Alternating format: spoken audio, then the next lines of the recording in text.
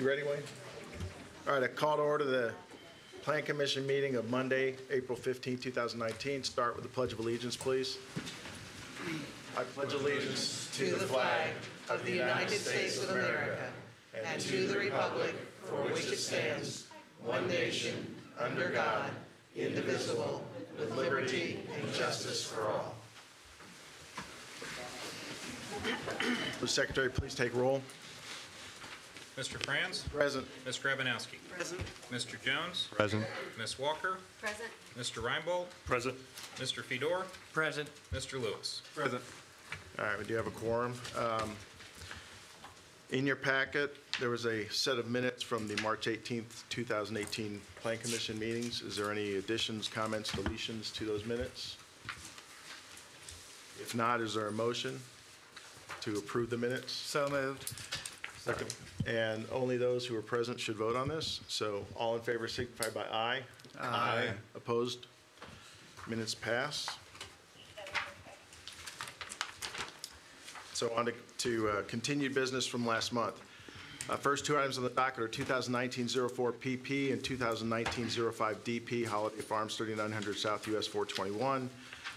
Primary plat approval with waivers to provide for 165 lots in a PUD plan or planned unit development, and the petition for development plan approval to provide for development of an 88.368 acre site into 168 lots for residential use in the PUD planned unit development zoning district. Is the petitioner present?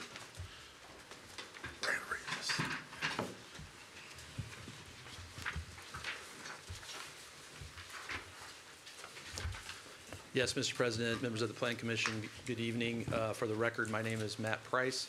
I have an address of 10 West Market Street, Indianapolis, Indiana, here tonight on behalf of Hinkey Development.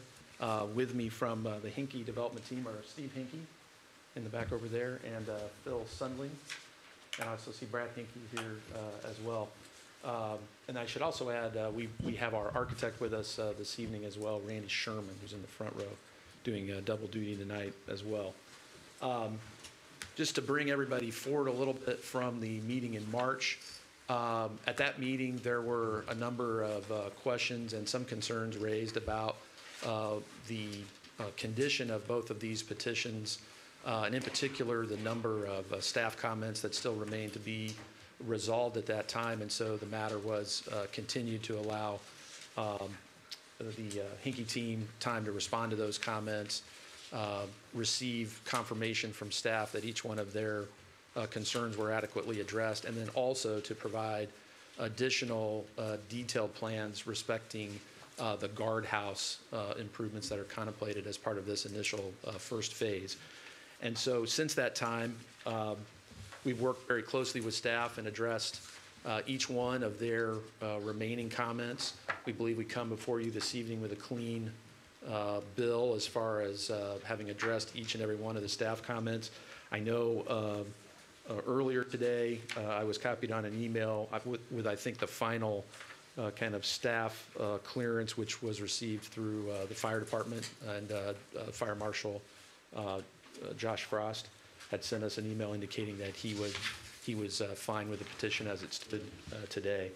And so the development team is available to answer any remaining questions that the Plan Commission may have about our proposals. And of course, Mr. Sherman is also available to discuss the detail respecting the guardhouse as well, if you'd like to hear more about that. So we're available to answer any questions that you have and respectfully request your approval this evening. All right, thank you. At this point, is there any comment from the public on this matter? Being none, Wayne, can I have staff report, please?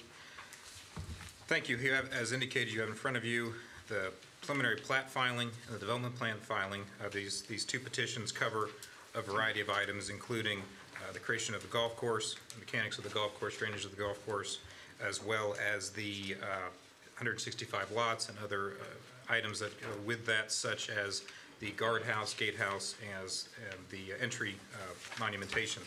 Staff is supportive of the petition, as indicated last month. Staff remains in support and certainly applauds petitioner's efforts to resolve all the items that were outstanding. We originally broke those out into two columns and then worked through those one by one, and those have been resolved. and the remainder of that information is in front of you this evening, and I am happy to answer any questions. All right, thank you. At this point, I'll open up to any of the members of the Plan Commission for any questions, comments. I just want to say thank you for giving us this. It made it so much easier for my old eyes to read. I appreciate that. I share your Just condition. quick two. One on the entry guardhouse. It sounds like you ran it back through the police and fire department to make sure we've got clearances for emergency vehicles to get past and around and through. Other piece I'd like a little confirmation on is that when it comes to trails along 421, are those then regularly included as part of the state? The construction of those, are they part of the state? Or my concern is I see the trails coming out of Holiday Park and going to 421, but I don't see any designation as to what they connect to. And if reading through the packet, it made it sound like that is a regular part of the redevelopment expansion of 421 as it comes up farther north. Certainly, that is something that the state of Indiana would like to see as future pedestrian improvements, and it's something that's supported by your pathways organizations as well as the remainder of town staff. To answer your question specifically, the trail system would be entirely owned by the town of Zionsville. The state of Indiana is not inclined to accept ownership of pathway systems, and certainly for many reasons, we embrace the idea of keeping those local, if you will. The trail system eventually will connect north to south, and this project represents one piece of that conversation. And we do envision pathways on both sides of 421. And as you may recall from the Hidden Pines project, there's even been plans created to build a pedestrian bridge that crosses Cox Creek. So should we be obtaining the easements? So then it sounds like that would not be included within the right-of-way of 421, and it's outside of that? It would be outside of that, correct. Should we be getting the easements then agreed to now versus waiting till later in the project?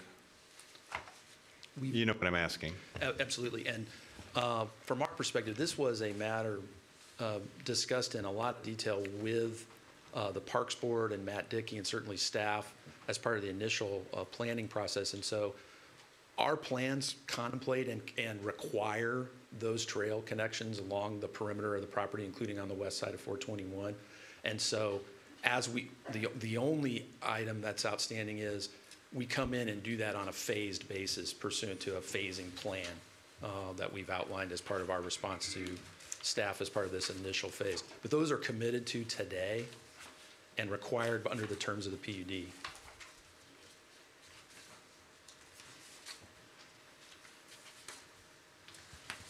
Any other questions, comments? First off, I'd like to thank Holiday Farm Team for resolving all of these issues as we saw them, and once again, the maps. So we greatly appreciate that. And with that, I would entertain a motion. It would be two separate motions, correct? Correct. I move that docket 2019-04-PP, petition for primary plat approval with waivers to provide for 165 lots in a planned unit development be approved based on the findings of fact as presented. Is there a second? Second. All in favor signify by aye. Aye. Opposed by nay. Motion carries 7-0. Is there a motion on the development plan?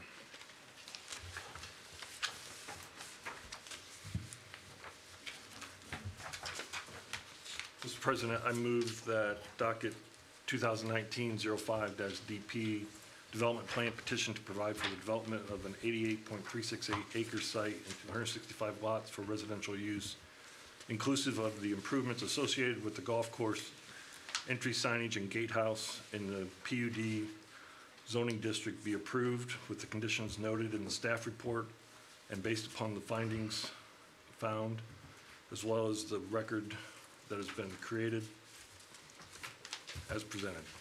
Is there a second? Second.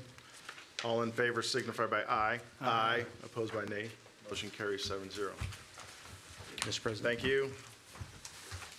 I speak for a lot of people. We're glad to have you in Zionsville.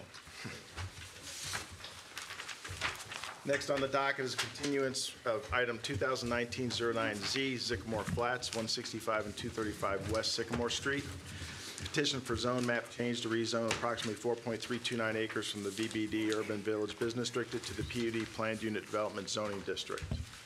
Before we start, we are in the rebuttal phase of this process. Last month, we had the opening statements and the initial statements of the public, so we're in our rebuttal process at this point in time.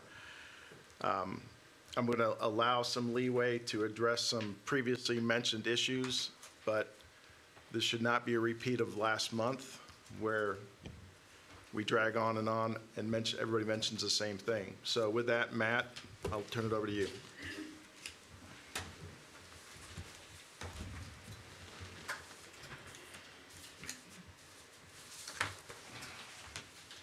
Thank you, Mr. President, members of the commission.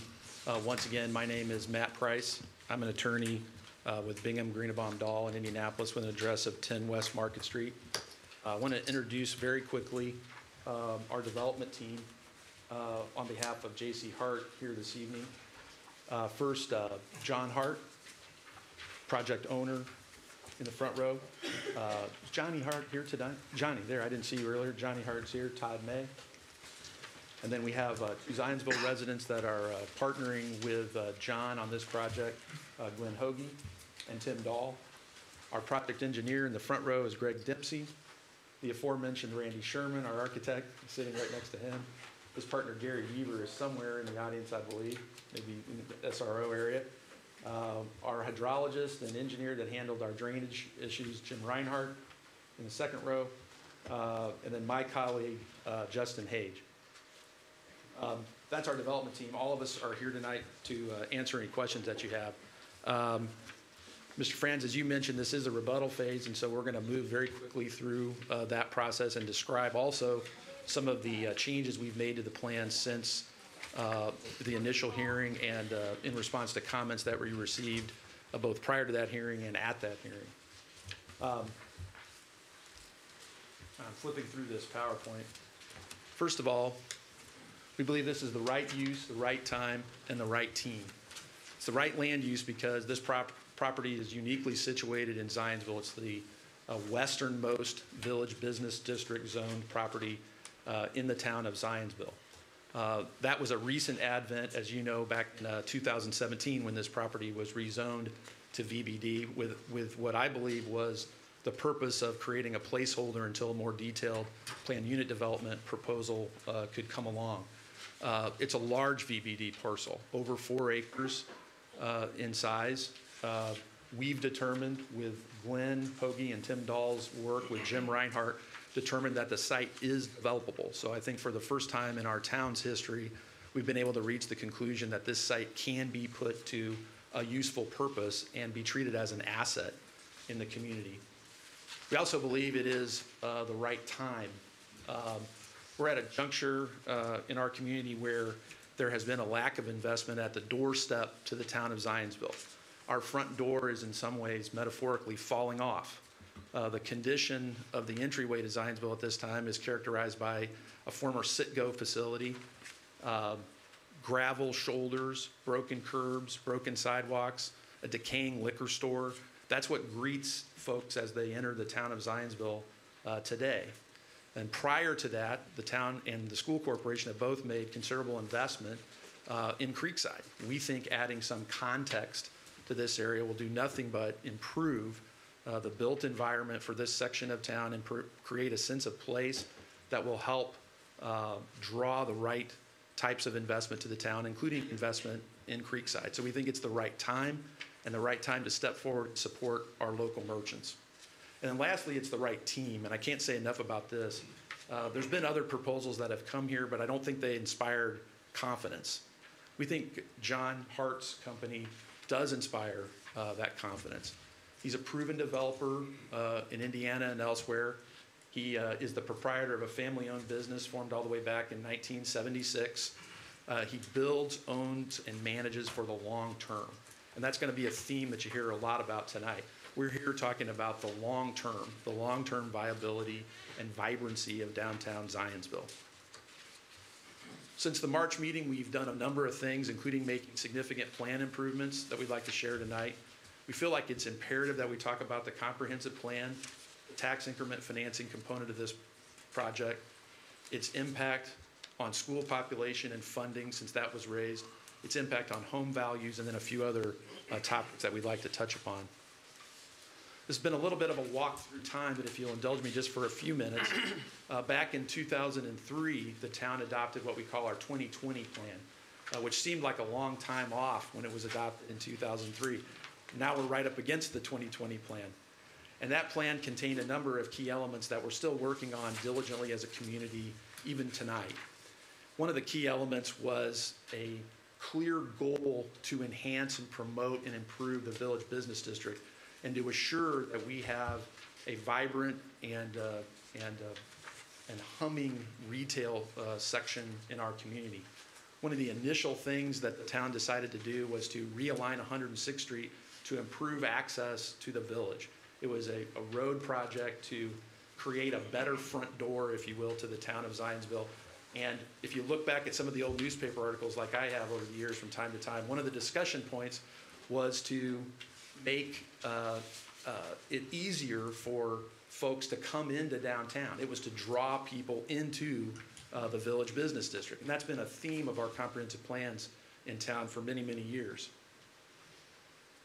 I found this article in some of my own personal files about when the town first presented a plan for the new 106th Street. And again, it was designed specifically to help our business district. It was initially thought that that would be started in 2006. Nothing that big is ever accomplished easily, and so it took till 2009 for that to be complete. But it did a great deal as far as improving our access to downtown and improving what our front door looks like.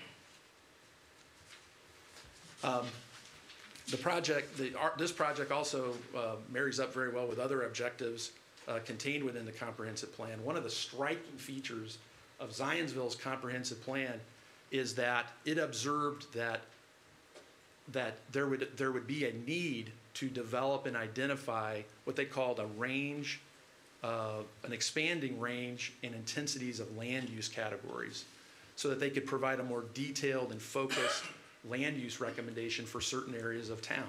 And so it's a striking paragraph in our plan. It's the #1 objective under the land use objectives in our comprehensive plan. And in my experience, it's a very unique provision. It envisions that there's going to be the need for additional detail in order to make informed land use recommendations going forward. That's important because that's exactly what happened in Zionsville.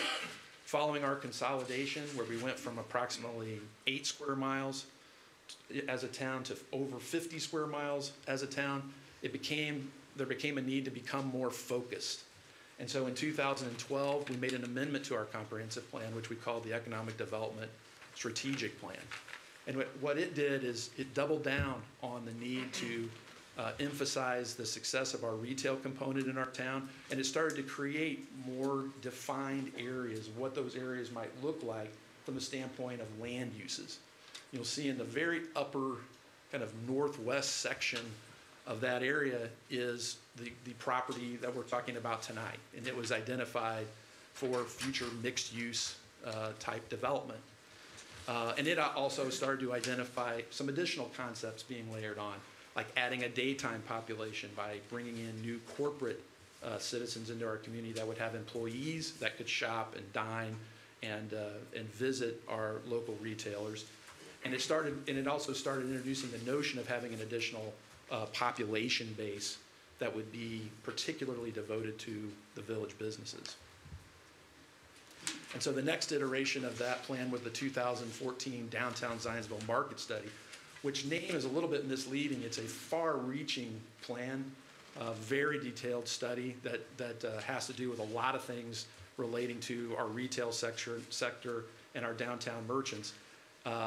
It addresses things relating to parking and how you might market the town, but it also has more large-scale strategic initiatives like adding nearby populations, both residential and employment-based nearby populations, to bolster and add energy to our downtown and our retail sector. And I concluded one of the introductory sentences in that report because it's always stuck out to me that the goal of that plan was not only to deal with short-term energy for the community like a marketing plan might be, but also long-term investment in our downtown, like adding a nearby population might be. And so we went from a very high-level general plan in 2003, and that drilled down to more specific recommendations, including recommendations about this particular area, which are identified there in the 2014 study. I saw one comment, we received one comment that this was perhaps piecemeal development. And I wanted to respond to that very directly. It's not at all piecemeal development. It's a master plan, albeit that it's being undertaken by multiple property owners. We think the phase one of this plan was the approval of the Park subdivision, which is in the southwest corner of the picture you see there. Phase two is the Sycamore Flats. And then future phases we think will naturally include the Citgo lot and PNC. What future plans did not do was incorporate any future extension of First Street.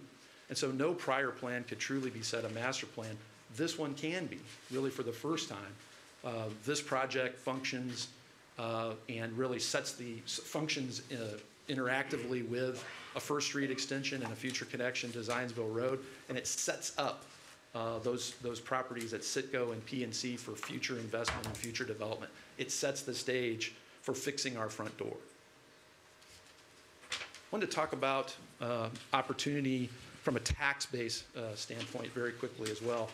There was a statement made during the hearing that by having a apartment development inside a TIF district, we've created a new term called the structural deficit. And I wanted to be here tonight to tell you there's no such thing as a structural deficit. The reality of it is this project brings nearly $30 million of new assessed value into our TIF district.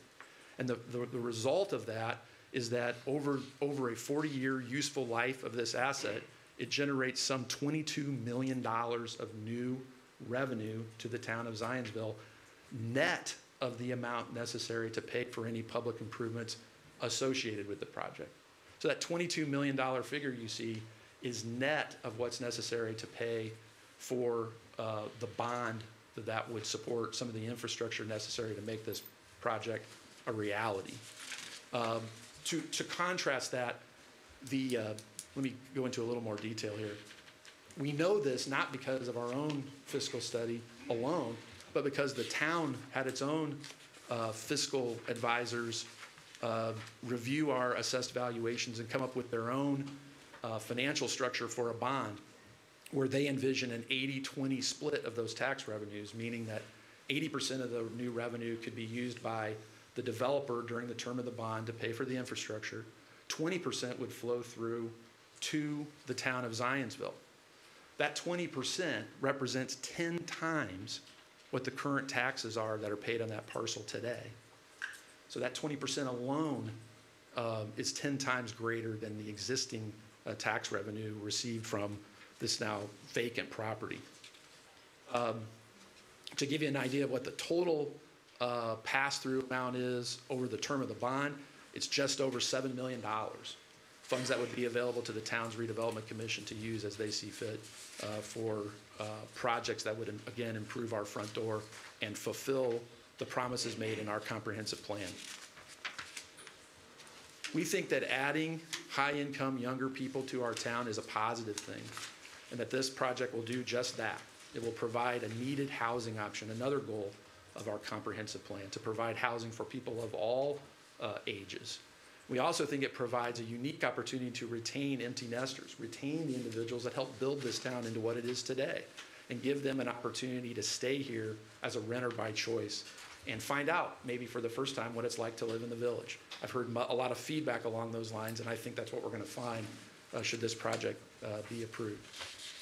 I also wanted to point out that we don't think there's any merit to the idea that residents who choose to rent increase crime or become some kind of source of crime. I can tell you, I take personal umbrage of that. Living on Sycamore Street, my home is surrounded on 3 sides by rental properties, 3 out of 4. And I've never witnessed any uptick in crime. I heard the same kind of comments when I bought my property down the street from the mobile home park. People wanted to say that I was going to be living next to crime. Those people were renters. Never experienced anything like that. They were fine people, and I think that's what we'll find here as well. I also wanted to point out that there was a comment made that homes next to apartments, their property value goes down. There was one study cited for that from a study that was done based on properties in Savannah, Georgia. We were able to provide other studies that directly contradicted that and also used data from properties immediately adjacent to J.C. Hart projects to show that not only did property values not go down, but they actually appreciated. And when you adjust that data to take out sales of new homes, so you just compare sales of existing homes not adjacent to apartments with sales of existing homes adjacent to apartments, what you find is that homes at least next to fine J.C. Hart communities appreciate on par with homes that are not adjacent to apartment buildings. With that, I'd like to turn over, just going through some of the site plan changes very quickly, to our architect, Randy Sherman.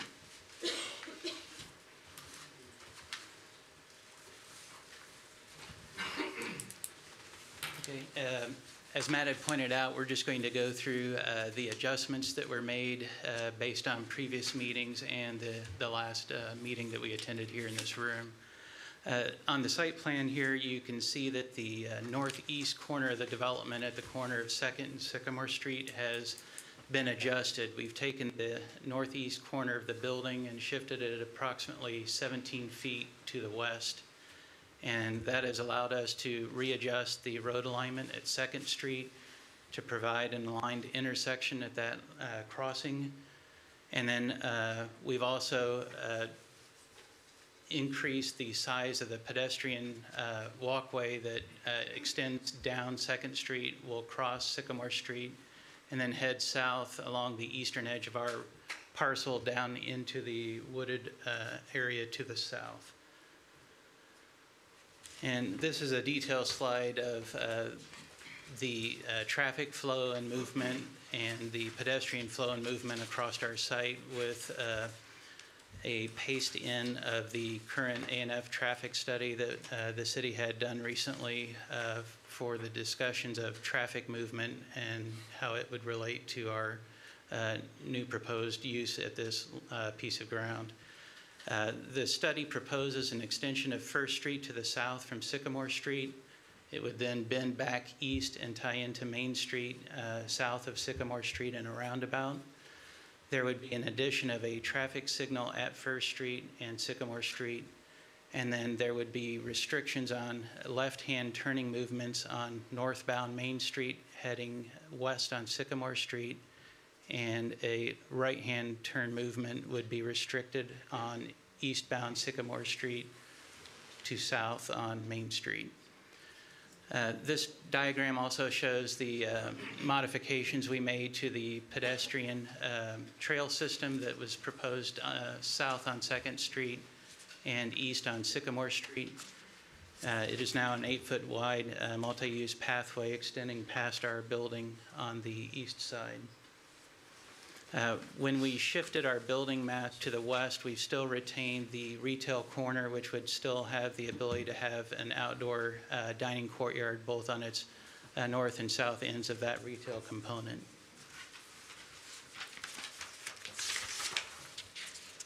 This is a blow-up of the Sycamore Street revisions, studying a couple of the items that were mentioned that we should take a look at. The first is we are providing an improvement to the pedestrian crossing at 2nd Street and Sycamore with what's called an elevated traffic table. And what that does is it brings the pedestrian crossing up to top of curb height, so the vehicle actually has to drive up and over the pedestrian crossing. So it's a traffic calming device for speed of vehicular traffic and makes it easier for the pedestrian to cross the roadway in a level surface. We're also proposing the same type of speed table across our entry point from Sycamore Street to our main entrance to the south, again, for protection of the pedestrian. We've talked about the alignment of Second Street to improve the four-way stop condition there and the extension of the trail.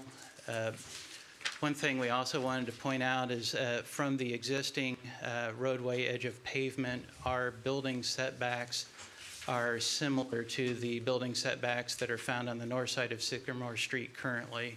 And this diagram just shows that they are similar. And then the idea of the landscape buffer island on the west end of Sycamore Street, where our project starts to interface with the single-family home ownership to isolate the parking and traffic movements from the single-family occupancy homes at the west end of Sycamore Street.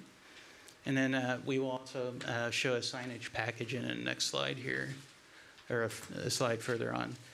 This shows the comparison of the previous proposed intersection and our currently redesigned intersection to illustrate the alignment change and the building shift. This was our original image of the building from Main Street and Sycamore Street. This is our revised view of the building. The building that is at the north end is now 17 feet further to the west, and we've also started looking at the architecture of the east facades of these buildings. The concern was that in the previous presentation, our building character seemed to change as we headed south along the east facade to something that didn't match the level of detail and character that we had on the north facade. So we have adjusted the middle building that you can see to the left of our front-facing Sycamore Street building to have a half-story lower plate with dormers and roof elements projecting, and have made the character of that building a different style than the building on the north. This is our original view from 2nd Street and Sycamore, showing the intersection. Here's our revised condition, and you can now see that the intersection is aligned with 2nd Street, and you can start to see the elevated traffic tables for the pedestrian crossings that would be in place at our corner cafe condition and courtyard. This is the previous design condition of 2nd Street looking south. This is the proposed revised alignment of 2nd Street, showing how the building is moved to the right about 17 feet. And you can now see the second building mass along the east side of our facade being exposed from the building in the foreground shifting to the west.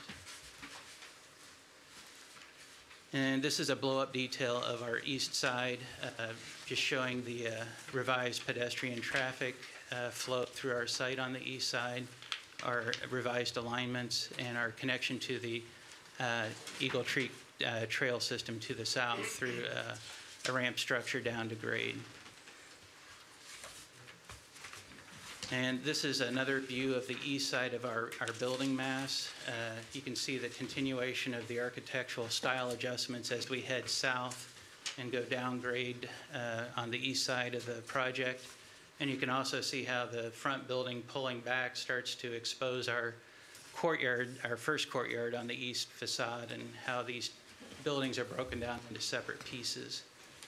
And this slide is from the southeast corner, looking kind of northwest, showing the adjustments we've made to the southern end of the east facade to break the character down further. And then this is the southern building entry and the previous condition of the design, where the porches are in front of the dwelling units on each side of the entry. Here's our proposed revised design to pull the porches off to the sides and expose the living rooms of these residential units to the view and bring more architectural character to the south side of the building.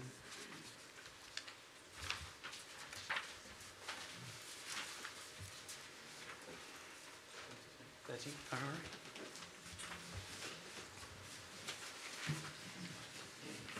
Yes, so, Mr. President, members of the commission, in closing, again, we think this is the right team, the right use, and the right time for this proposal. I think it's entirely consistent with the comprehensive plan. In fact, fulfills the purposes behind the comprehensive plan. We've done our best to be responsive to concerns from neighbors and believe we've achieved a very creative design that allows this building to follow the natural contours of this parcel and take advantage of the slope as it declines from 2nd Street and the terrain lowers as you head south. Building the mass of the structure into that declining landscape is a big feature of this project. So we'd respectfully request a favorable recommendation to the Zionsville Town Council, and I and my development team stand ready to answer any questions that you may have. Thank you. All right, thank you. Okay, in an effort to be fair, I timed Mr. Price. So you guys will have 23 minutes. You guys can figure out how you want to split it. 23 minutes. I prefer if you guys would try to respond to the comments that Mr. Price has made. All right. Matt, thanks. Thank you, Mr. President.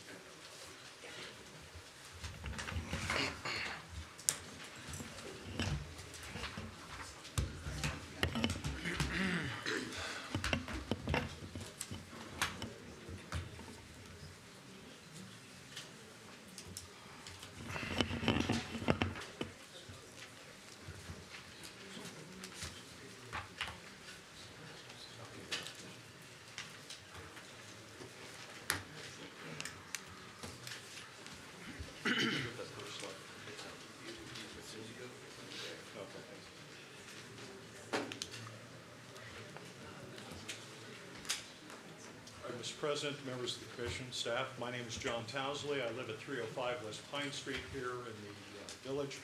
Been a Zionsville resident since 1978. Here to first start off by telling you that this does not comply to the comprehensive plan, despite whatever's been said.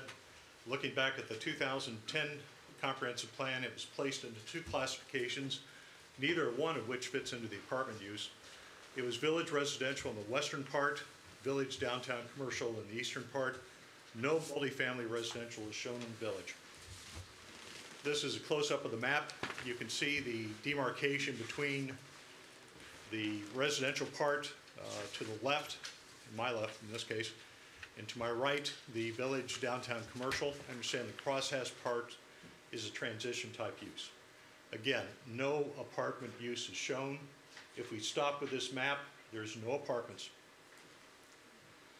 In 2010, we were also introduced to PUDs.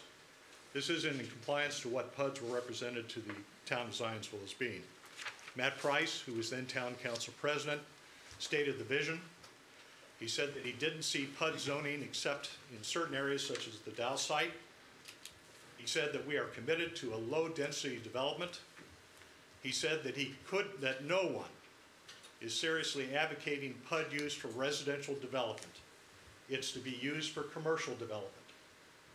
Doesn't mention anything about apartment development. The plan was modified in 2014. Property was placed in what was known as Area 2, basically allowing village business district type uses consistent with the downtown character. This is Area 2. It's important to focus on what's allowed and what's not allowed. What was allowed on the ground floor were restaurants, retail, if it was an optimal site, office professional uses. In this case, on the ground floor, if you look at this, it's about 98.4% apartment usage on the ground floor. Obviously, much less than that for the retail, business, or office that this speaks to. No apartment usage on the first floor. It's all apartment usage for all practical purposes. On the upper floors, office professional service, residential, but only in the right location that's consistent with the downtown character. This is not consistent with the downtown character.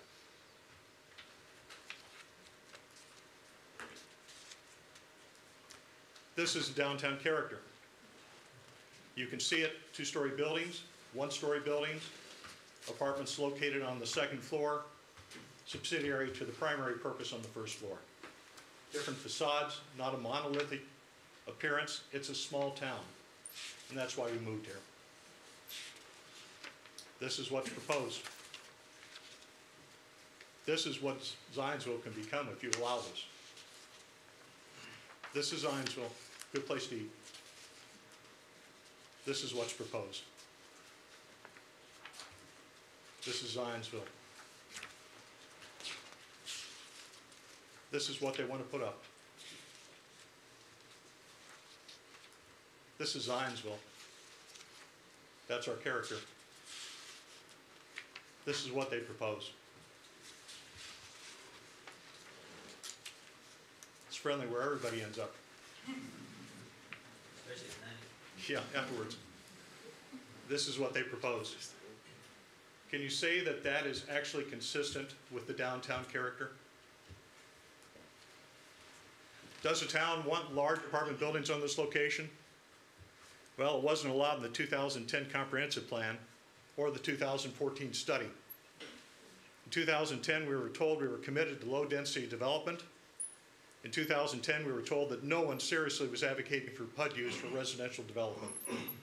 In 2010, we were told that PUDs were to be used for commercial development on unique parcels like the Dow property. In 2014, the town restricted apartments to upper floors on the usages that were recommended. In 2014, it also said that all buildings had to be consistent with the downtown character. So to paraphrase the 2019 training manual, Sycamore Flats apartments are just more density. It's a radical departure from the 2010 comprehensive plan. It's a radical departure from the 2014 study, and also from historical precedent. If you are to make such a radical departure, that should be something that the town council decides, not this body.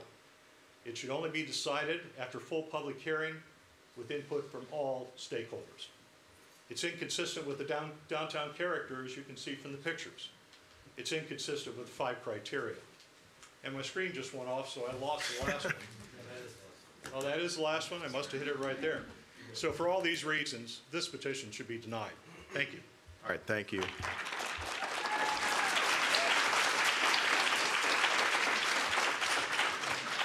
Good evening. My name is Gary Angstead. I live at 345 West Hawthorne Street. I'm a member of the board of the Village Residents Association, a member of the Zionsville Neighborhood Action Group, and a realtor. I'm speaking tonight on home value, what this development would do to property values in the village were it to move forward with its size and scope. My family and I are relatively newcomers to the village. We moved here when our daughter was in kindergarten, and she graduated last year from IU. So for about 20 years, we have lived in and cared for our 1890 home. Like most village residents, our home is not just ours. We love it and enjoy it for now, but there will be other generations after us who will also love our house, because historic village homes stand the test of time and provide not just shelter, but somewhat a life of their own, as decade after decade, they love their temporary owners back. When this development, known as Sycamore Flats, was first introduced to residents as a done deal, there was a frequently asked questions sheet distributed stating that inserting this huge building into the village would increase property values of surrounding homes. A Harvard study was cited. Upon reading that study, research showed that dropping such developments into low and medium income neighborhoods can in fact increase value. That makes sense, doesn't it? If Sycamore Flats were being built in a rundown area of Indianapolis, it could very well increase that neighborhood's value. But the village is not a low or medium income neighborhood. Eagle Township often is shown to have the highest average assessed value of single-family homes in Indiana, and village home sales are at higher prices per square foot than any other Zionsville neighborhood. In materials supplied by the petitioner last week and mentioned by Matt just today, the developer references 2 of their apartment complexes in Hamilton County, High Point on Meridian built in Carmel, and the Hamilton built in Fishers. The data used to support their claims came from the Metropolitan Indianapolis Board of Realtors, the association most realtors are members of, called MyBoard. So according to MyBoard data, as gathered by the developer, using sold data from 2010 to 2018, aggregate home sales of surrounding neighborhoods increased 27% for High Point and under 12% for the Hamilton. In the same time period, MIBOR reports that Hamilton County as a whole grew its median income home sale price from $180,000 to $308,000, an over 70% increase. And the average sales price per square foot went from $92 to $135. It appears the developer's sales data indicates proximity to apartments slows home value growth. We looked at MIBOR data for the village 2010 to 2018. We've shared printed copies of all this with the Planning Commission. And MIBOR shows 2010 prices to average about $304,000 sold at $152 per square foot. A look at current homes on the market in the village show a current list price of $229.30 per square foot. Sold price average of most recent 6 months, which appraisers like to use, is $211.84 per square foot. This compares to sold home prices around the examples given by the developer of $124 per square foot.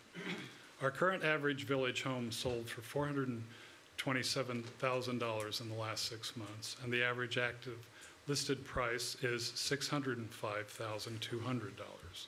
So in the same period of time, homes around the Hamilton grew under 12%.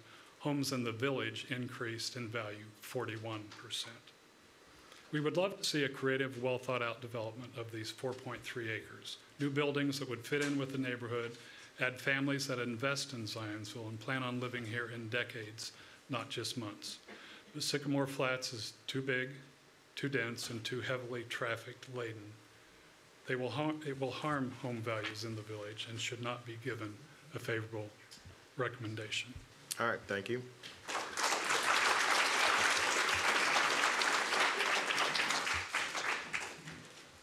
Good evening. I'm Brett Brewer. I'm a CPA, and I wasn't here last time. I think my son had a soccer game or something. So everything I have to say I think might be new for you. All right, we've got some really small numbers here. I'm not only a CPA, I'm actually, at last check, the only guy in Indiana who has all this valuation credentials to value businesses. So I'm a numbers guy. So we're going to get into some numbers. And Josh, I apologize. I also like to use this, and I don't want to hit you in the eyes. Oh no, it doesn't show up. Oh darn. All right.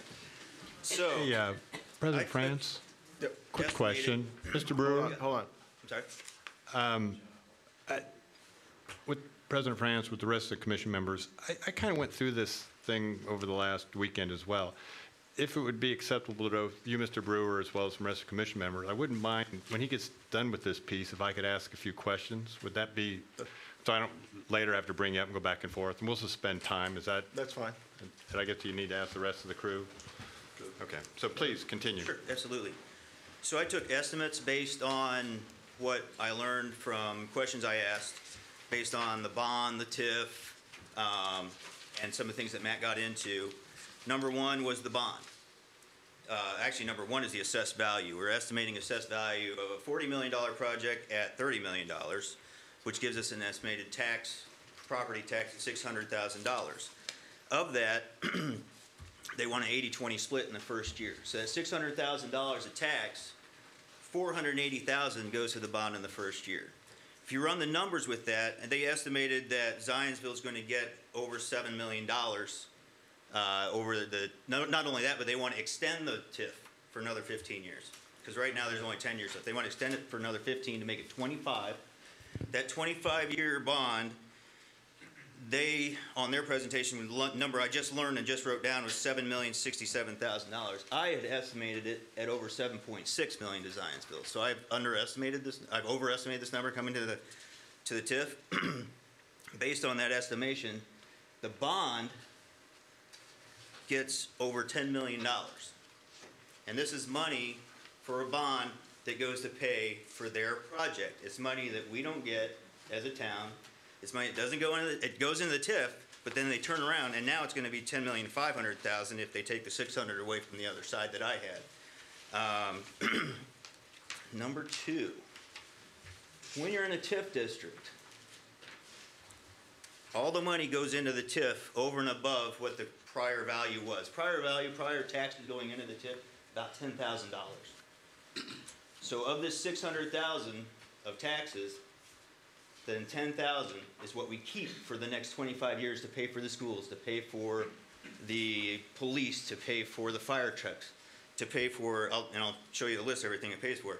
So the school has not come up with the 18.4 kids. They wanted to make sure that everybody knew that they are not the ones that came up with the 18.4 kids. They wanted to make sure that everybody knew it was an independent agency that came up with this. So the 18.4 kids that are estimated coming into the apartment complex are going to be an expense to the taxpayers. I'm thinking referendum or something. The first year they're estimating, whoops, wrong button. First year they're estimating $50,000 for the first year for the cost of the kids, which means the cost of the taxpayers, right? I did my own calculation. Based on the other apartment units around town, we've got 25 kids on average per apartment complex. That'll come into play later for a cost of $68,000. So, you go out 25 years. I use the same growth rate. I'm trying to be as consistent as I can, apples to apples. Same growth rate as what J.C. Hart uses, 2.5%. That's the number they gave me. So 2.5% increase over 25 years, $1.46 million cost to the town because it's not getting covered by anything because it's all going in the TIF. If you use my number of 25 kids, it's over $2 million. If I stay consistent with what they had, we've got estimated tax paying off the bond over $9 million, almost, well, now it's $10.5 million. Totaling the TIF at 7.6, $1.5 million cost to the schools. We're now over $4 million cost to the town over 25 years. There's got to be a benefit though, right? Let's see the benefit. All right, so we've got a $14 million benefit coming into the town. This is basically, all it is 184 units times an estimated $77,000 a unit for the gross income of people making, what is today? April 15th? Tax day?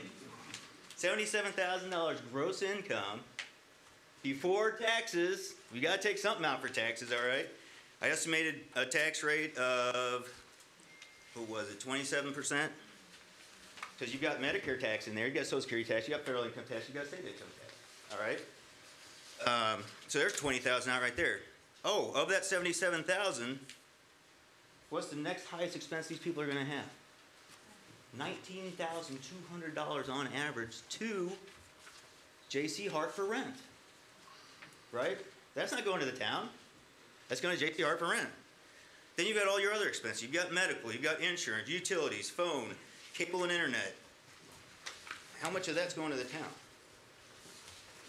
After that, you've got some groceries, clothes, car expenses, beauty care, entertainment, and some miscellaneous. Even have a little bit for savings and probably some college debt because these are young kids coming out of college. So I estimated, based on percentages of the ones that could be going to Zionsville, about $3,750 out of this $77,000. That, and based on my prior numbers, I'm trying to be conservative here. Times 184 units gives you $690,000 benefit to Zionsville. Guess what? That's $690,000. That's your gross sales. How much do merchants make off of gross sales of $690,000? Maybe 10%?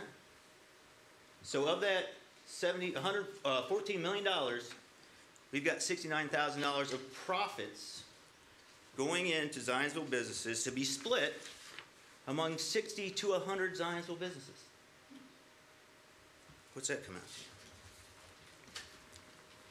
Remember I said the fire expenses? Police?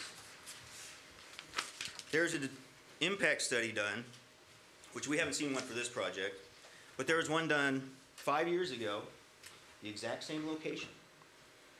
This impact study said over 15 years, not 25, over 15 years, the impact to the town as a general fund minus $56,000. There's a positive debt service of $43,000. Motor Vehicle Highway Fund, minus $88,000. Police, minus $617,000. Parks and Recreation, minus $20,000. Special Fire Protection, minus $188,000. Gives us a grand total of minus $928,000 over 15 years. This one wants to go out 25. I extrapolated it out, 50% more. 15 to 25 is actually 166% more, but I was being conservative, did 150% more.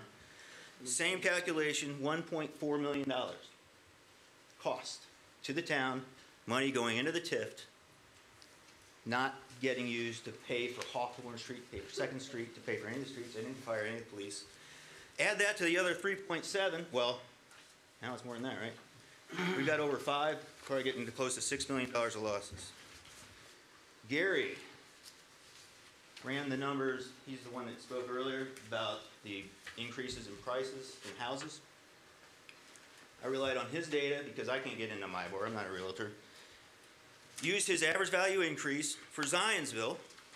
All right, went up 41.3%. The apartment complex that we compared it to was the 12%. Well, I didn't use the 70% that Carmel actually experienced. I used what would happen to Zionsville if the apartments went in. This is the effect. If you had a 12% increase to a 2010 house average in Zionsville, it would give you a value of your house of $337,000. What really happened was a value of your house of $427,000. That difference is over $90,000. So if an apartment complex went in, you only experienced a 12% increase as opposed to a 41% increase. The value of your house, you didn't realize a $90,000 increase in the value of your property.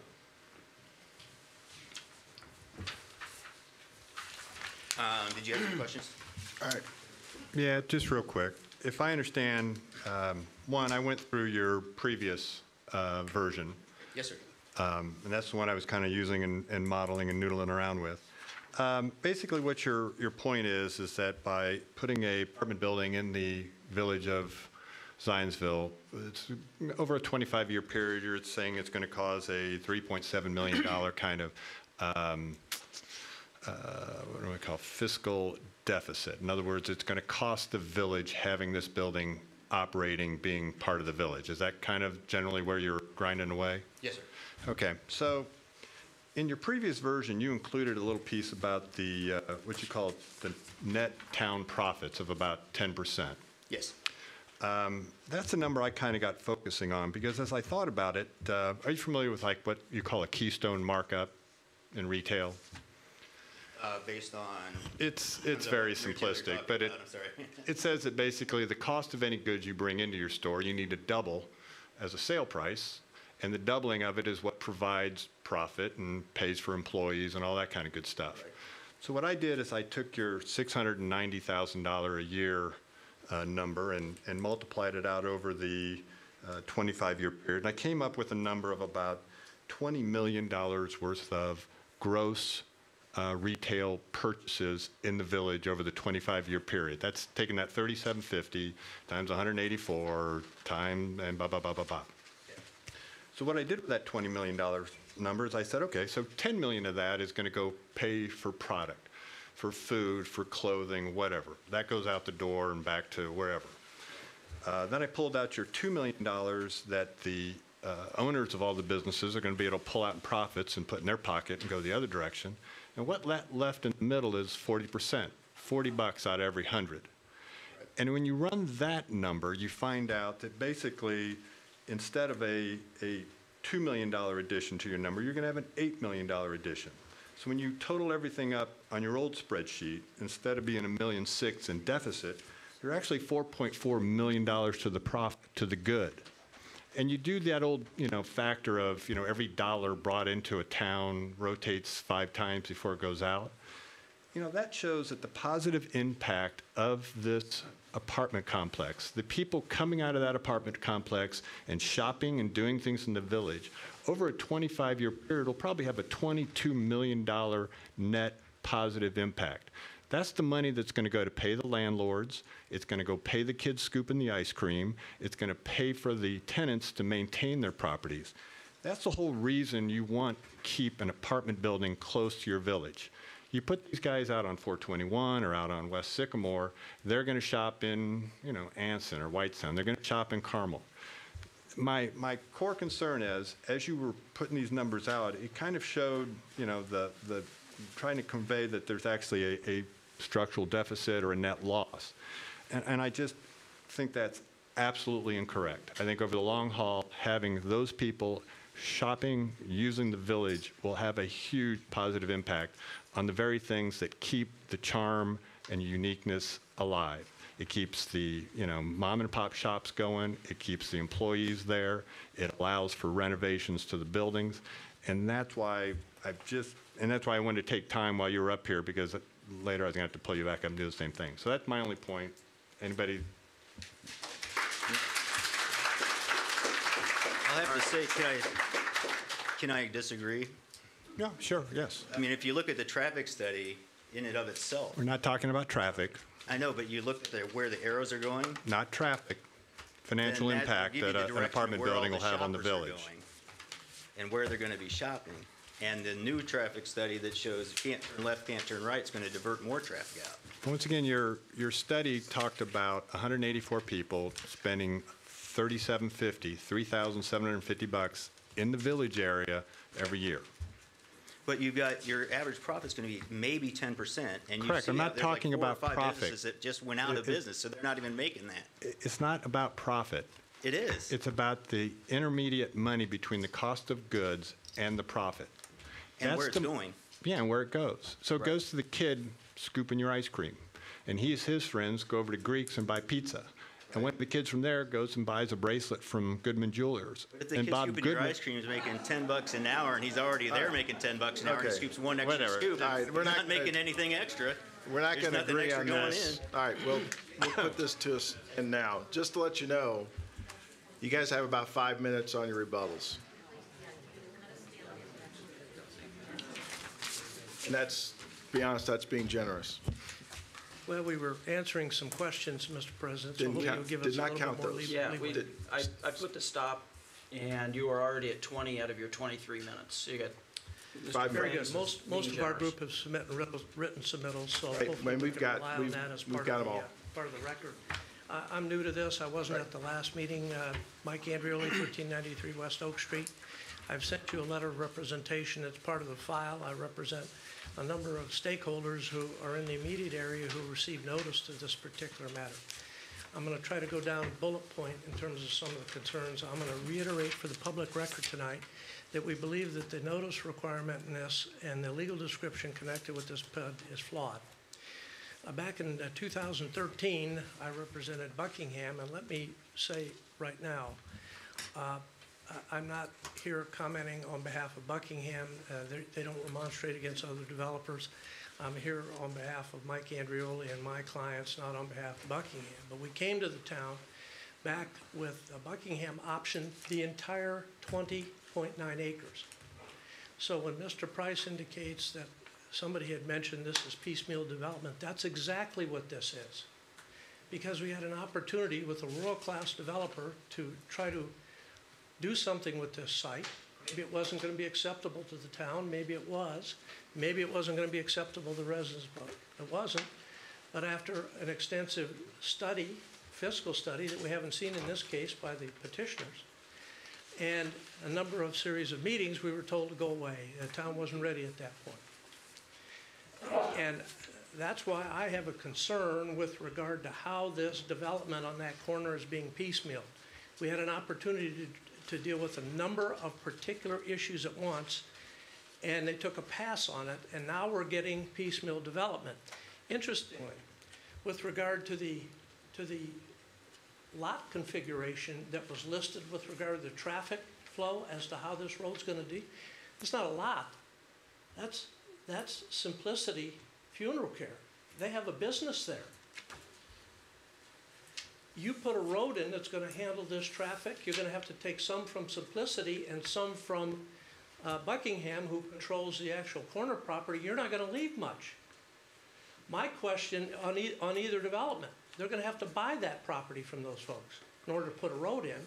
My question is the developer buying that property and gonna facilitate the traffic issues and dedicate that to the town? Or is that coming out of my funds as a taxpayer in town? Because I have a problem with that, because originally when we came in 2013, we were offering a comprehensive proposal since we were in control of the 20.3 acres. Now there's no control for that. Somebody's gonna have to buy that ground or acquire it in some way or another. I've not heard that the developer's gonna do it. Maybe they will enlighten us and they can dedicate that. But if you're gonna put a roadway in along where it was shown, you're gonna be taking some of the ground from Simplicity, and you're gonna be taking some of the ground from the corner property where the Citgo station was. That's gonna make both of those properties particularly unusable. It's gonna be an expensive proposition. And we haven't been wonderful in this community about solving our road needs. We just haven't been. And so to suggest that somehow this is just gonna appear by way of miracle, I think is just the wrong approach.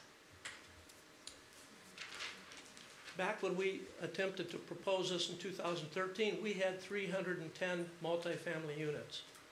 Wasn't gonna fly, but that was the initial proposal. That was on 20.3 acres. This is 180 some plus on 4 point some acres. The densities aren't even equivalent in terms of what was being proposed back then from a uniform planned submission that would deal with the entire properties, all of it acquired.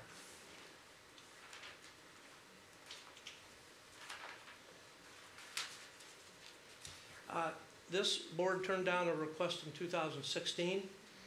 It's within your good offices to decide why you made an unfavorable recommendation of that or why you turned that down. I'll leave that to your good offices. I wasn't involved in that project, so I don't know, but I would suggest to you it makes sense to turn this project down as well. This is not going to be a beneficial project. There's a lot of moving parts with this project. The road and the street situation should be figured out before something comes along. A financial study should be, a detailed financial study should be prepared, and this notice issue absolutely should be resolved in terms of a boundary dispute that was raised after we did our survey back in 2013. Thank you. All right, and with that, that's the close of the public comment time. Thank you. Mr. President, I agree that the remonstrators had the equal time as the petitioner. Would there be opportunities to hear from those that may not agree with the remonstrators from the public? Is there anybody who'd like, I'll be generous with them too. I'll give them 5 minutes if there's people who want to speak in favor of this. Thank you. Hello, my name is Kent Ezra. I live at 654 Spring Hills Drive here in Zionsville, and I own Cobblestone at 160 South Main Street. For all of the people here, if you guys want to help out Zionsville, go to the restaurants. There's a 1% tax that goes directly to Zionsville when you dine at any restaurant here in Zionsville. So I have a letter to read to you from 20-plus merchants on Main Street and in the business district. The letters to the Planning Commission. One of the most recognizable and beloved features of the town of Zionsville is our historic downtown with its brick street, undeniable charm and character. But residents of the village and surrounding Zionsville don't come downtown to look at vacant storefronts. They come to frequent all the merchants. The shops and restaurants are what drive people to the village, give it life, make it an economic engine for our town. Village merchants face many headwinds, including competition from national retailers, e-commerce, increasing rents, higher employee wages, and other costs like insurance and utilities. To bolster and preserve the village, we need more foot traffic. Increased population base near the village will help accomplish that goal. A high-end multifamily community like Sycamore Flats will help sustain and improve the village we know and love, where we have chosen to locate our business. The residents of Sycamore Flats will inject much-needed vitality into purchasing power right on our doorsteps. our businesses, our life, and our livelihoods. We take pride in what we do and the contribution we make to the community. We exist to provide great experience for our customers. We appreciate their business, and we just need more customers. Thank you. Thank you. Hello, my name is Dan Rhodes, and I'm the current chairman of the board for the Zionsville Chamber of Commerce. We submitted a letter to the commission. Thank you for your review of that. In the interest of time, I will share that we are in support of this project. Thank you. Thank you. Good evening. My name is Tom Castellini. I'm a village resident and also business owner. My address is 10.5 North Main Street. I've lived in the village for 46 years. I find this to be one of the most exciting things to happen since I've been here. And I think it is very, very important. We need the traffic, and we need the opportunity to demonstrate that we are willing to grow and willing to be a vital city. And I appreciate the slides that were put up earlier of Main Street. That view is not going to change. These apartments are not going to change Main Street at all. It's not going to change the business district. And in closing, the Buckingham situation, it isn't apples to apples. They are looking at 400 apartment units at that time. Thank you very much. Thank you. Good evening. My name is David Roush. I'm either here as a resident at 7738 Kissel Road or a business owner at 170 South Main Street. I just wanted to talk briefly to give a little personal and professional reflection on what's in front of us here this evening. First of all, I moved into Zionsville in 1984, and I rented a home in the Zionsville area, and since then stayed.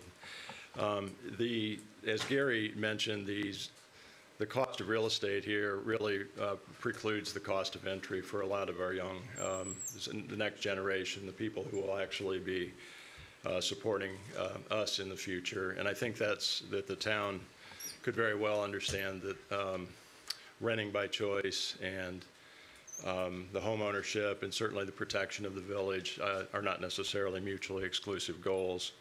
You know, I'm proud to say, having three children who graduated from Zionsville High School and very successfully prospered as renters in their careers. I won't go into those details, but my most recent is returning to the Zionsville area with an IU degree in embryology, and we'll be renting in Whitestown. Him and probably many other of his peers as they search for good choices in the southeastern corner of Boone County. I think that as the Plan Commission considers this, we would ask that the consideration be made in the future and not the past. We're in the midst of a changing generation. For the first time in our lives, there are more single-person households at 26% than those that are married with children at 23%, and that continues to change. Those that rent by choice are likely in their 20s as entry-level wannabe homeowners or choosing not to own a home at all. Those children are saddled with the highest debt, college debt, at an average of $28,000 per person. And you start to factor those kinds of factors in along with the cost of Zionsville real estate, and quite frankly, the cost of entry is very weak. As such, we have a population that is over 10% higher than the average in Indiana, and probably going to continue. Lastly, as we think about the traffic considerations, I won't go into any details, but again, thinking forward, KPMG talks about the change to autonomous vehicles that will happen literally in the next 11 years. And a 54% reduction in car sales that possibly could come along with that. Numbers that suggest remote work and an increase in home rental markets. As Matt Price said, 3 of the homes in his neighborhood are actually rented. The individual home rental market has increased by 25% since the recession, according to the Urban Land Institute. So as we think about those factors, again, I would just encourage and ask that we not protect ourselves from, certainly we want to protect the village. I agree with what Tom said and what Minnie said. That's what drew me here initially, and that's what will keep me here. But we think that the vibrancy that would be required to maintain a village and not a hamlet, is certainly a function of not necessarily mutually exclusive goals, but finding that perfect balance. So thank you. All right, thank you. And with that, I'm going to have to close hearing. We went a little bit over, as we've done on everything, so.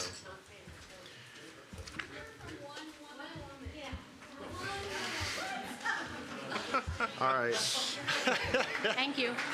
Hi, I'm Tammy Kelly.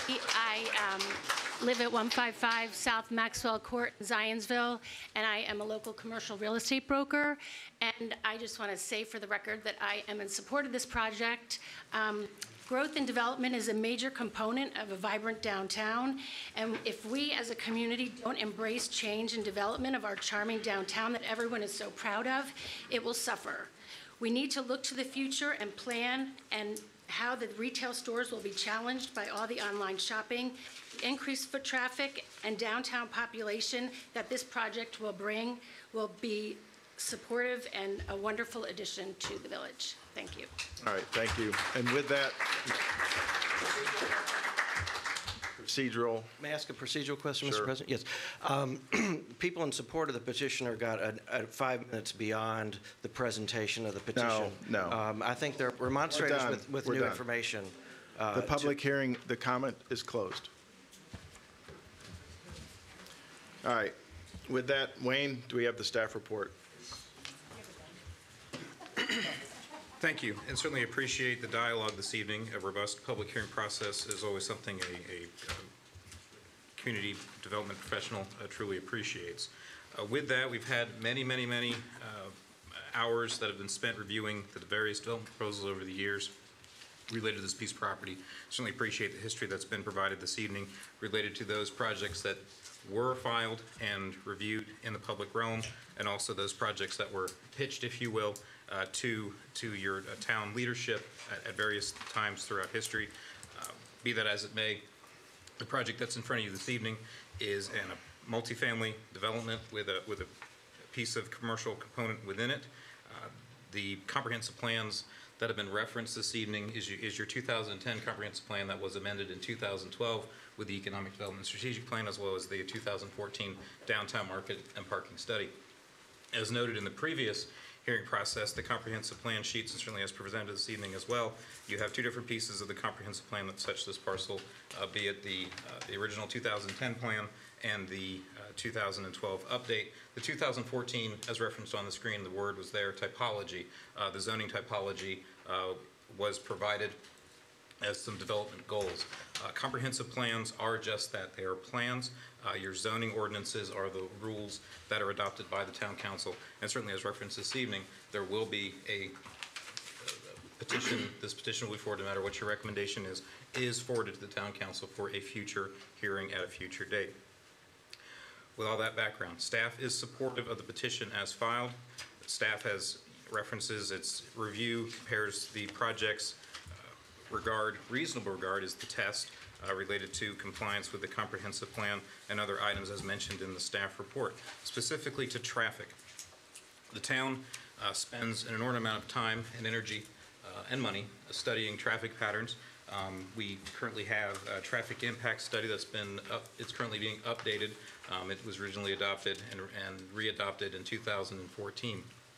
For those that are knowledgeable of the north-south conversation related to that north-south connector, that's a project that was originally proposed in 1983, and certainly we're moving forward in 2018 and 19 to make that project happen. So sometimes roadway improvements take a few years to become fruition, but they come to fruition nonetheless. In this particular case, with the roadway designs that the petitioner has drawn in, those are based upon an independent study that was conducted by the town. And the town's traffic engineer is here this evening to provide details as necessary related to the mechanics of that plan. The town is in a position to move forward with that project with the traffic improvements. They are not a solution. It's very emphasize that word very, very clearly. But certainly those traffic improvements is something that we've all noted. The traffic impact study for the last few iterations mentions. Certainly this particular design is a newer design. Certainly some folks may recall conversations over the years with double roundabouts and other types of traffic improvements that certainly were viewed by the staff and town leadership as improvements that could certainly have a negative impact on traffic flow. But I do want to emphasize staff is supportive of the petition. We are supportive of the drainage study that's been reviewed and provided related to the drainage shed that the project will impact, and certainly there's professionals in this room that worked on the project, both for the town and for the petitioner, that can provide expert commentary related to that topic. And certainly, again, our traffic engineer is here as well, if you'd like any details related to the traffic improvement plan. All right, thank you. At that time, I will open it up to questions, comments from the members of the Plan Commission. I do wonder from the town engineer how long it would take to put that addition to First Street and going out to the South Main. Belongs to NF or ANF?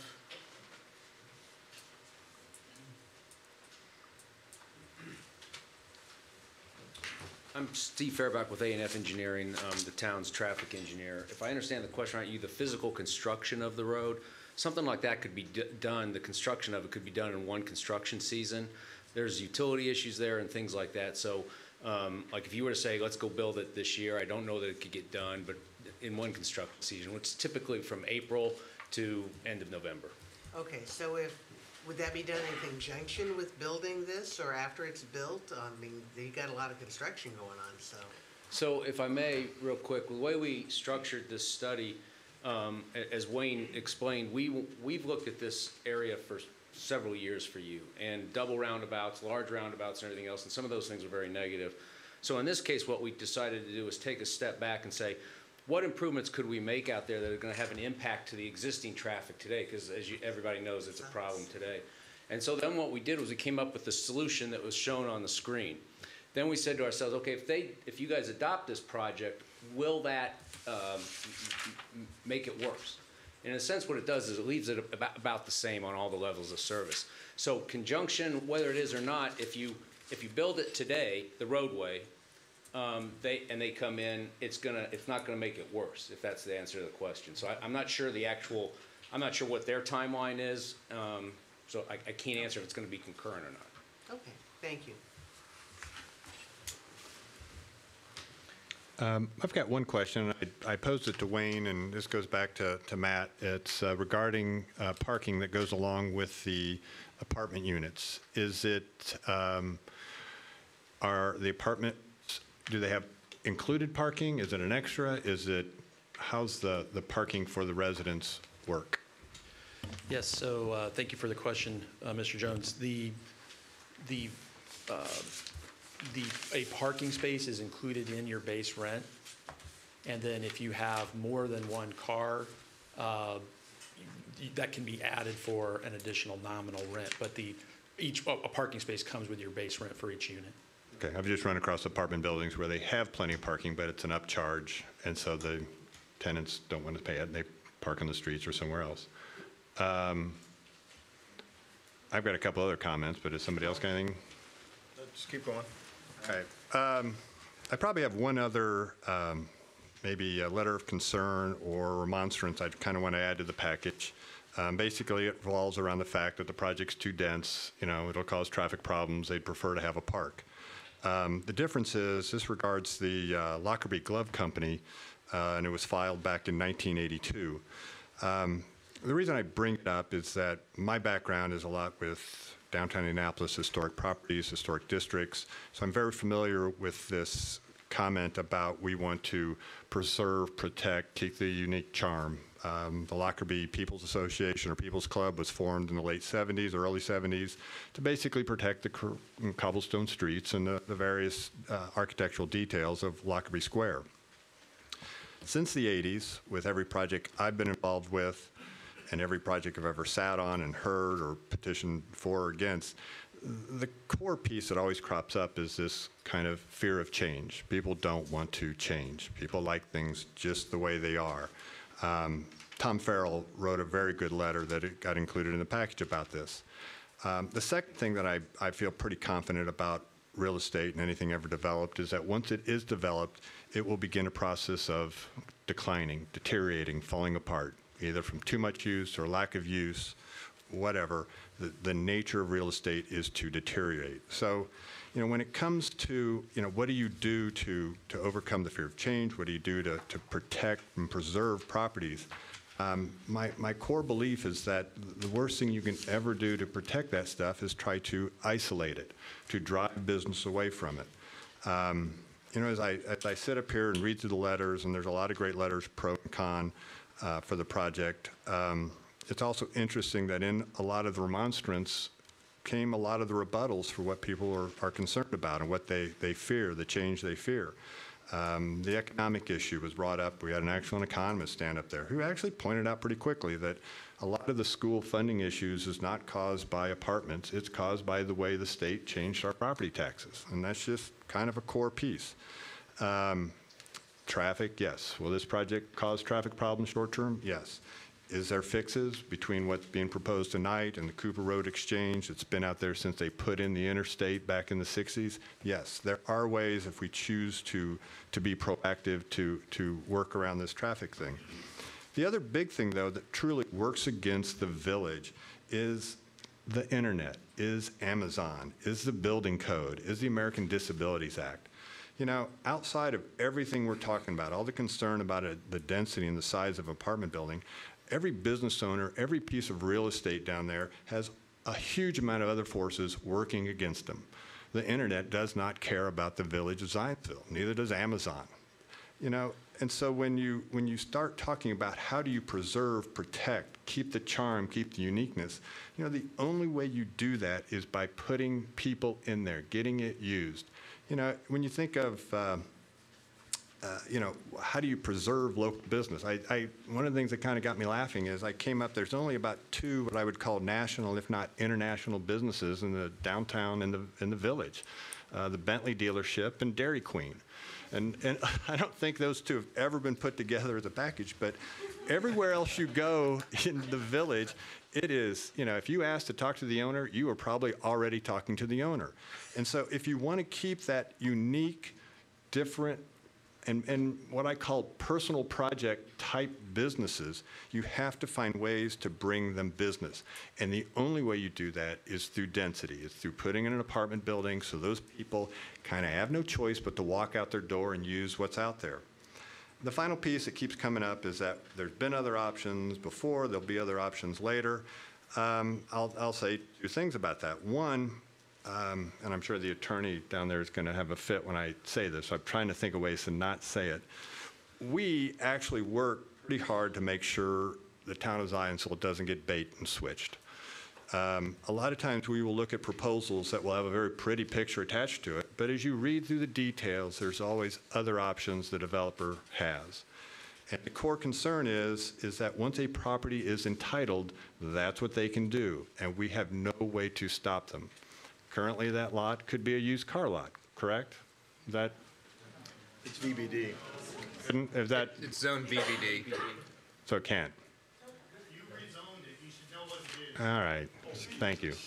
Am I incorrect? We'd have to look at the full list. Okay, I don't have it in we'll front move of on. me. But the point is, with this group that we have in front of us, we have a group with a track record, the locally based, they have the wherewithal, they have a plan that we can all feel fairly confident they will deliver. So, that's all I got. All right, thank you. Is there anybody else?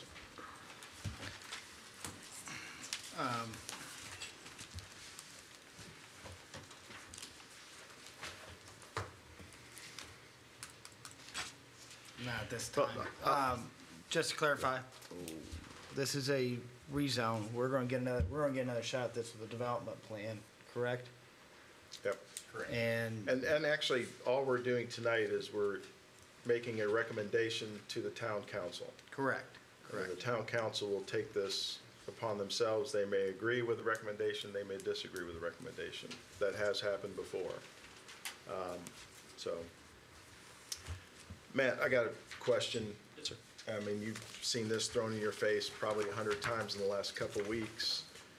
You said this was the wrong use. Can you explain why you're changing your mind on that? I can. The context of that was when the town was first adopting the enabling ordinance to have PUDs at all. And the concern is that there was going to be a bait and switch to do large-scale, single-family developments. That was the concern. And at the time, my focus was entirely upon adding to our tax base through the development of Creekside. And so that's what we've done. And I will say this, if I have any part in initiating the enabling ordinance for PUDs in Zionsville, I'm proud of that. It's resulted in Inglenook. It's resulted in Holiday Farms. It's enabled this project to be a possibility. And I think the results speak for themselves. They've been high-quality, creative developments that have served this community well. I'm proud of that. All right, thank you. Mr. President, I have a few comments. Sure. Go ahead. Coming into tonight, I did have questions regarding the project, and I appreciate those in attendance and the decorum, the opportunity to have a debate and have conversation on both sides. And so I appreciate the cooperation of everybody, not just last month, but between last month and tonight, and hopefully that will continue in the future.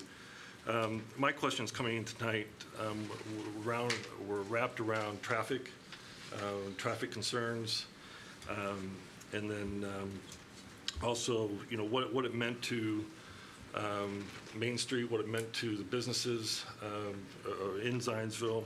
That's the economic engine as we go forward and provide services and products to those residents. I think I've heard the answer on traffic, and Wayne, if I hear you correctly, no, it's not your policy. It's the town policy from those elected officials. That would mean that from the plan that is being discussed tonight regarding traffic, that is the policy of the town going forward to make those changes in the traffic flow as it impacts the village that way. Correct. The town desires to move the project forward, move that road improvement project forward. Correct. Thank you. And then we know in 2010, state actions at the legislative level and in the governor's office were a game changer to everyone involved, but most importantly to local units of government. And local units of government in terms of funding and what that meant in terms of the 3-2-1. And that created significant change coming forward. And and the different options that are available when we talk about school funding, school support, but where's the other support as well for everyone involved. That had significant value or significant changes when we talk about home assessment and property assessment, not just for homes, but for businesses and rental properties as well. So that has to be woven in as we discuss this project tonight and what the economic opportunities would be on all sides. Finally, I'll end. I do have a significant interest in the drainage and what happens in the floodplain. It's probably no secret I'm a big fan of Lions Park, being a Lions member, and contributions that Zionsville Little League makes in both softball and baseball.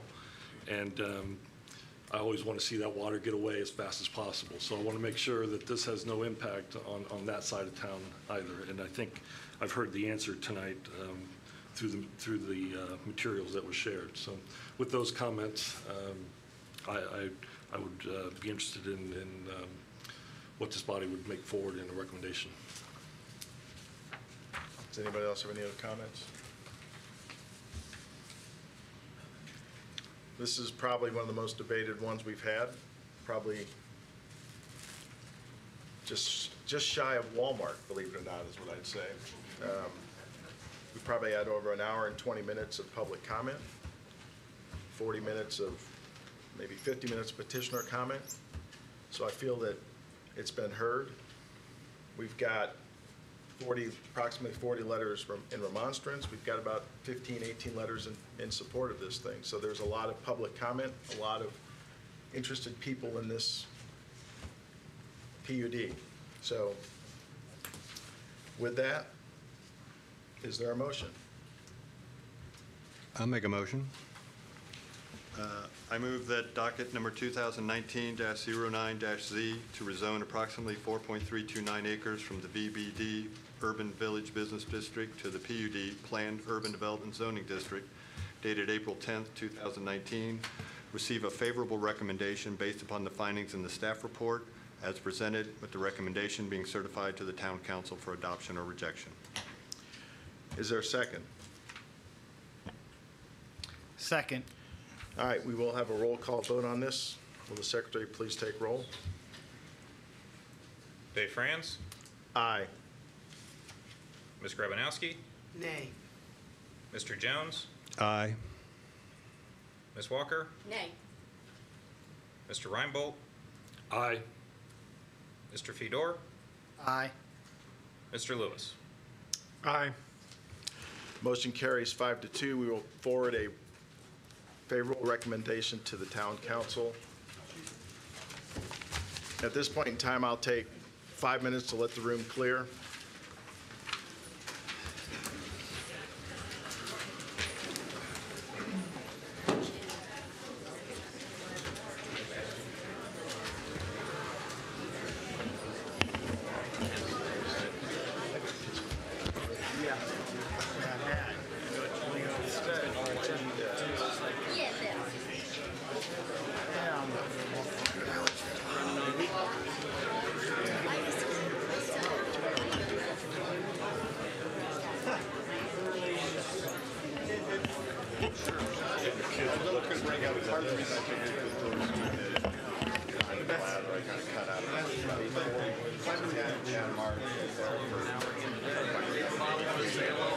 Good, how are you? Good to see you. I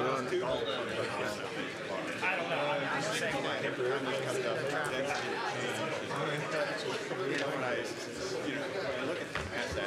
I've talked to stuff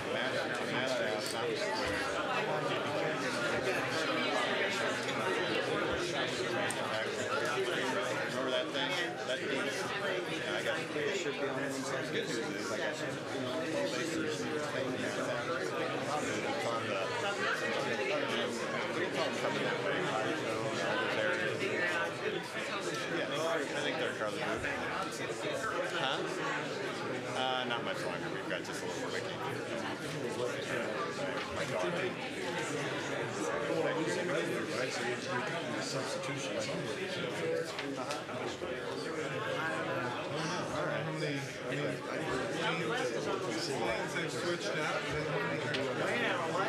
I really screwed up tonight. I was going to bring in bacon for sleep. Oh my God.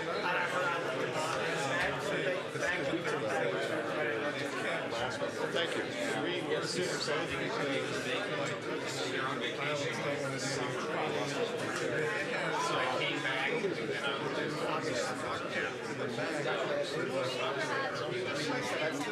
Nice kids we've already been in front of the IHBC.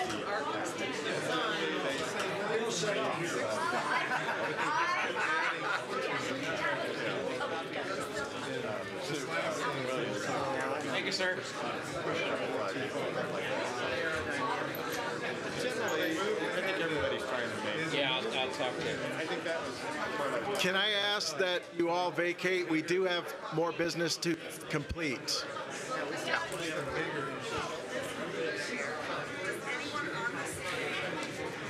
Well, we all have to live in Zionsville. I'm not aware where everybody lives. I live in.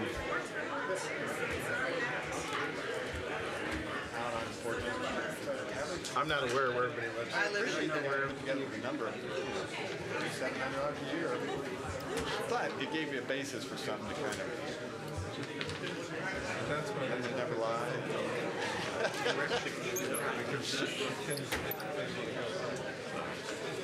But they were going to make the landing gear bigger, but if they made the landing gear taller, then it would cause them to do You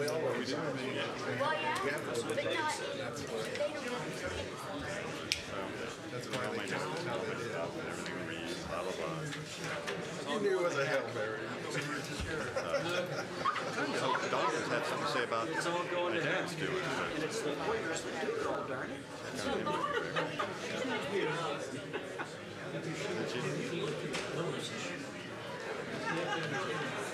Responded.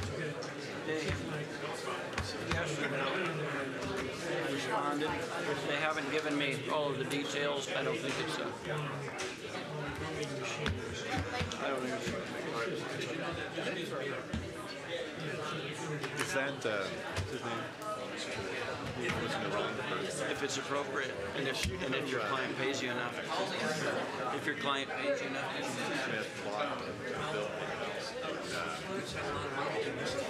I'm sure they do.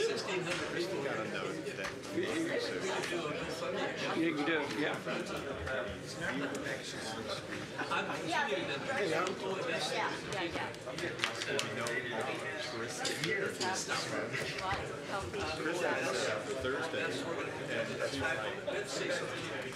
Now, Wayne mentioned it, so the list of who's going to be there. Sharon, we still have something else.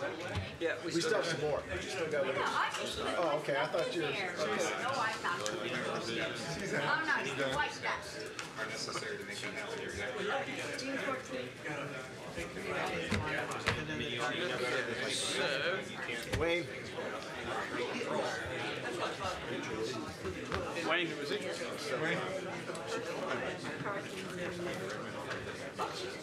Hey, Mike, we'll go ahead and do the continuance real quick. I know.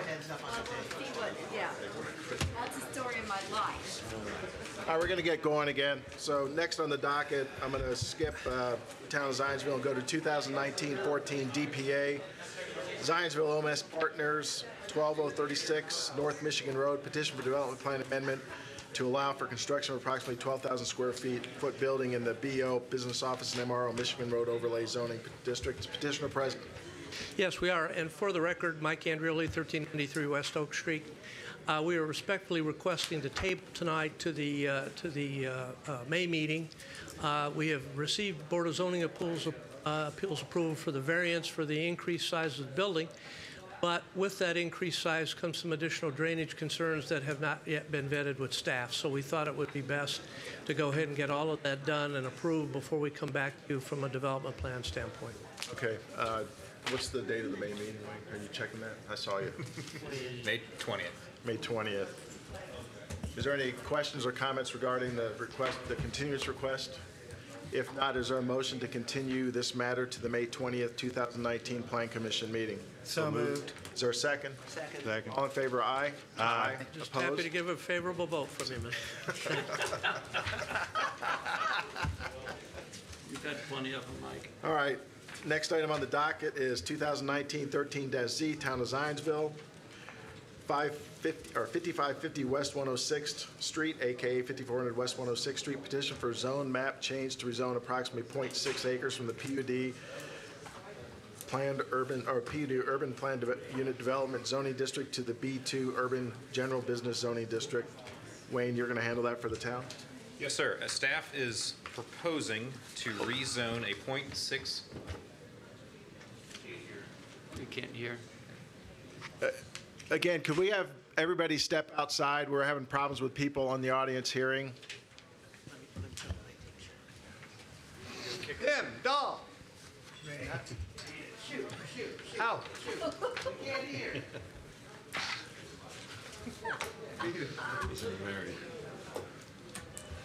Go, Mary. Sergeant at Arms. It'll get stricken from the record, won't it?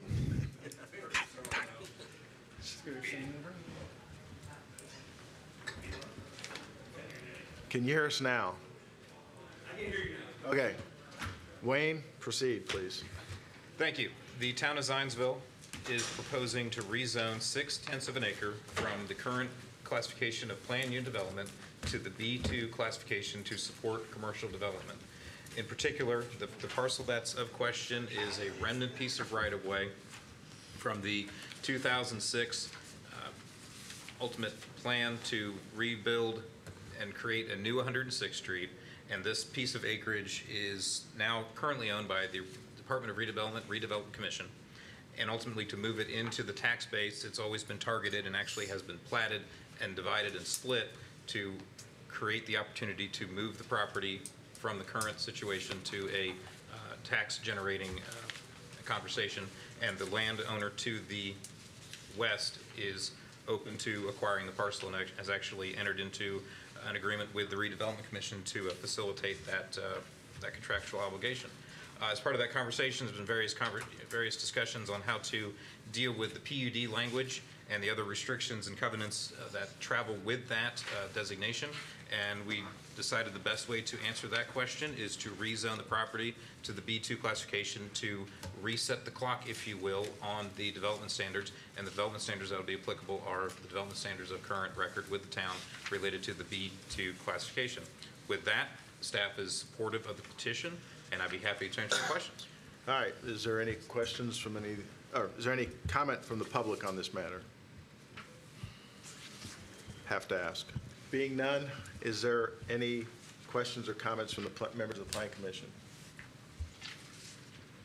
Being none, is there remember this is a favorable or unfavorable recommendation to the Town Council for a rezone. Is there a motion? Sure. I move that, find it now. Sorry about that. I move the docket number 2019-13-Z to rezone approximately 0.6 acres from the PUD Urban Plan Unit Development Zoning District to the B2 Urban General Business Zoning District, receive a favorable recommendation based upon the findings in the staff report as presented, with the recommendation being certified to the Town Council for adoption or rejection. Is there a second? Second. All in favor signify by aye. Aye. Opposed by nay. Motion carries. Forward a favorable recommendation to the Town Council. Is there any additional business? The only additional business we have is your typical placeholder that's on your agenda related to the 2019 zoning ordinance updates, and those are just, reaching out and seeing if the Plan Commission had any additional thoughts on that. We certainly look to, continue that conversation, certainly here into next month. Our goal would be to look to finalize a list for, future conversation in June, and then ultimately presenting that to the Town Council at their July meeting. So just certainly keeping that idea in front of you, and certainly if you have any particular items, we're happy to jot them down this evening. Is there anybody with any comments, recommendations? I just thought we were waiting until a month that was going to be a little bit less busy. Have you had one of those in the past couple of years? With that, being none, is there a motion to adjourn? So moved. Second? Second. All in favor? Aye. Aye.